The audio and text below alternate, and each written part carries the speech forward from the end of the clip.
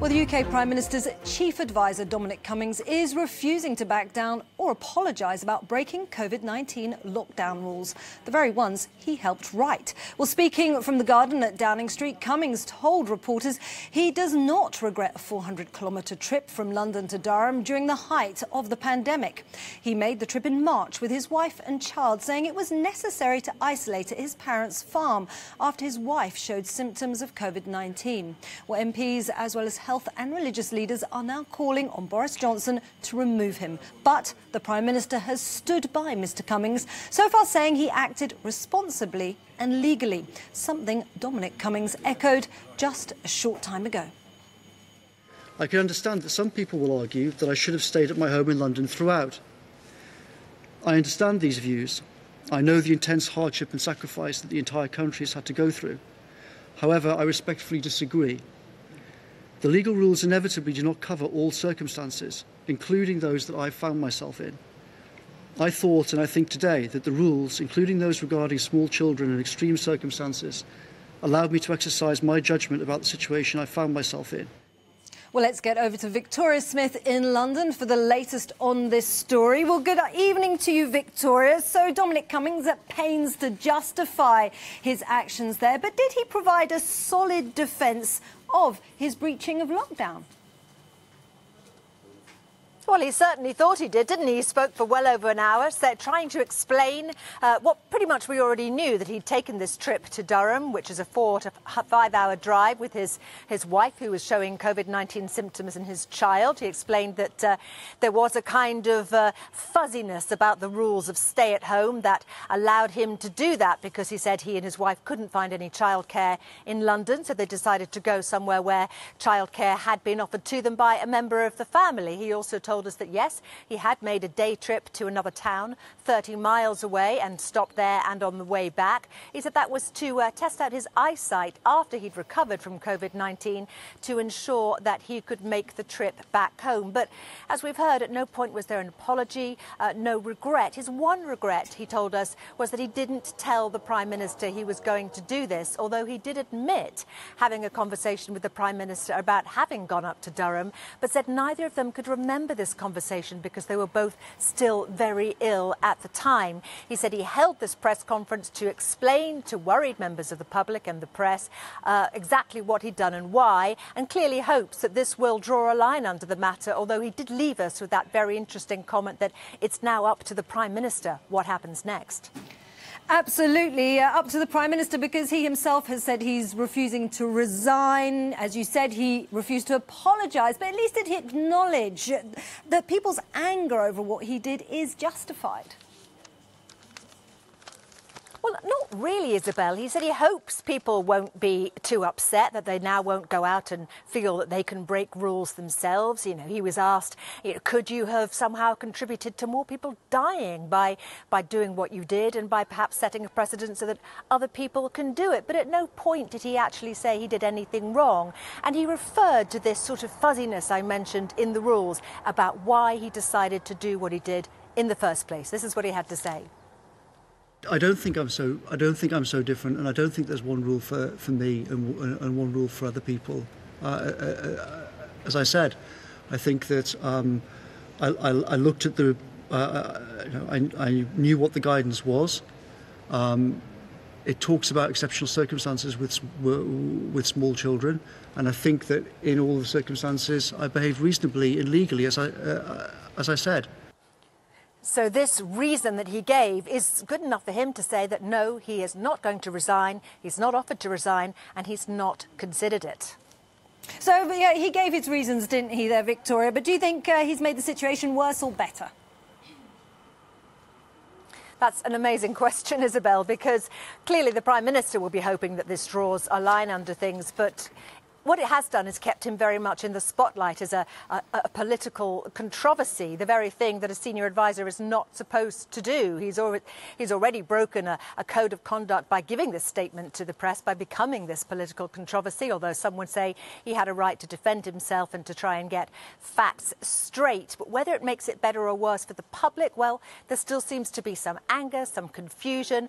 Whether it makes it better or worse for the government, well, Boris Johnson has taken a huge gamble by keeping Dominic Cummings close to him by saying that he doesn't want him to go. He's gambling that the British people will back him, that this will blow over in a week where there are no Prime Minister's questions, and that the people will think there are more important things to worry about. But that we're going to have to wait to see how the week goes and perhaps beyond. It's quite a gamble, isn't it? Well, Victoria Smith for us in London, thank you. And the social media has been abuzz, of course, regarding Dominic Cummings' statement and questions from the media. Bringing that for us is Shauna in the Cube. Well, we do have a rule of thumb here in the Cube, and that is that social media can't be used as a broad barometer of public opinion. But there is no doubt that what we have seen over the past few hours and days is a very divisive social media scene in the United Kingdom. Earlier on this afternoon, we had this tweet published by a doctor who works for the NHS. He said that he hadn't seen his parents since January. Frankly, he said, Cummings spits in the face of all of our efforts, the whole NHS, saying that if he doesn't resign, he will. The doctor there. But we did see politicians across the political spectrum commenting about this. We had this Liberal Democrat calling on Boris Johnson to terminate Cummings' contract. We also had Conservative politicians taking to social media, continuing to back Cummings. We had this MP, Ben Bradley, saying here, urging people to move on from all of this. But certainly social media has played a key and crucial role, and we can see how the main points have been debated over the past couple of minutes. One of the main points being the anger that is felt from Cummings to the media, much blaming the media for stoking the anger over the past couple of days. We also saw comments about the article that Cummings' wife penned in The Spectator. We had Piers Morgan tweeting that nothing was mentioned about Durham, the trip to Durham, with regards to that. We also had our own political editor, Darren McCaffrey, taking to social media here, commenting on the trip made from Durham to Barnard Castle, questioning as to whether this would have been allowed due to the lockdown guidelines. But certainly there is no doubt that social media has played a role in the political discussions.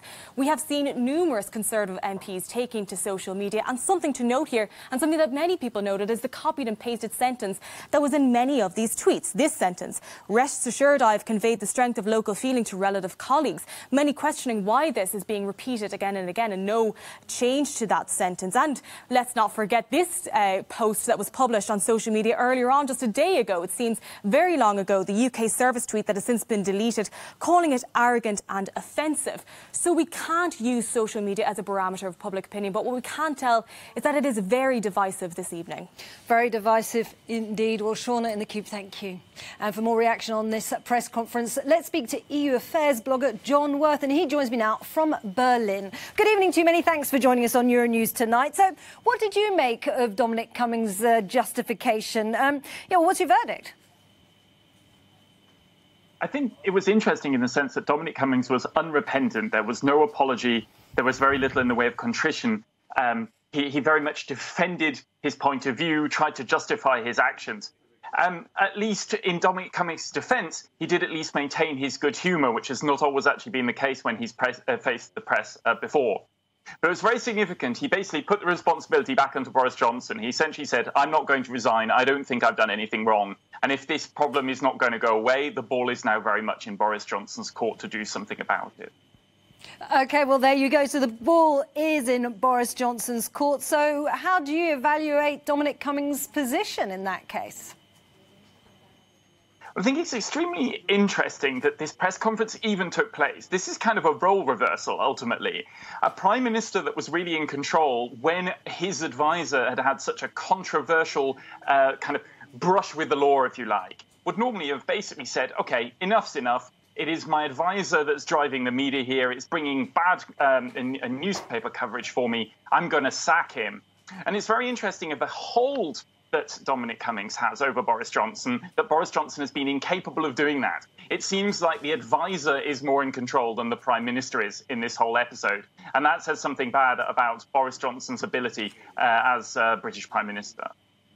Absolutely. It also sparks a wider question, doesn't it? Because if the chief advisor, Dominic Cummings, doesn't follow the rules, now say there's a second surge in coronavirus cases, is there any incentive now for the British people to follow the rules when they are told to stay at home? Will they now justify using exceptional circumstances? Exactly. That's precisely the argument which has been made by behavioural scientists, been made also by retired police officers. If they need to manage to lock down again, if coronavirus gets worse once more in the UK, that's going to be much harder now than it was before this entire episode. And ultimately as well, this has been front page news for 3 days in the UK now. This is not just a minor issue of concern to Westminster politicians. This is a topic of everyday debate around dining room tables right across the UK, maybe even across Europe for that matter. And so therefore, this is going to be a big problem for the short-term response to coronavirus, and medium-term as Britain struggles to cope with the consequences of a very slow response on corona. Medium-term, it calls Boris Johnson's entire political future into question, medium-term as well, or maybe even the political support for the Conservative Party. These are not easy days for Johnson and the government.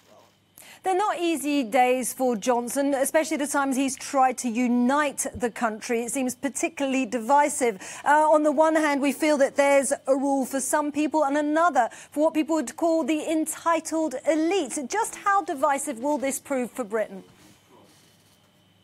I think that's a very important point. We also have the cases where there have been two other prominent figures, the chief medical officer from Scotland and a prominent scientist, Neil Ferguson, who had to stand down from a scientific committee precisely because of these sorts of issues. They were not practicing what they preach.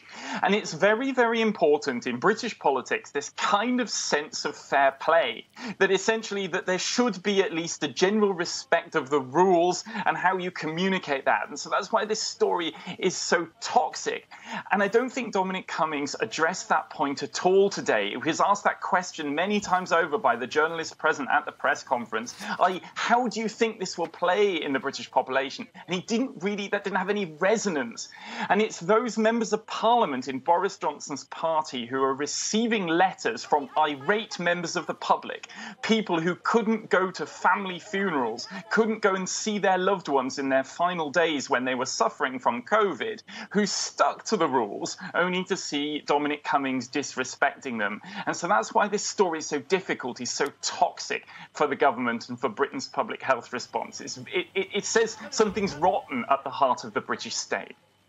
A toxic story for the government. Well, John Worth, thanks so much for joining us on the programme.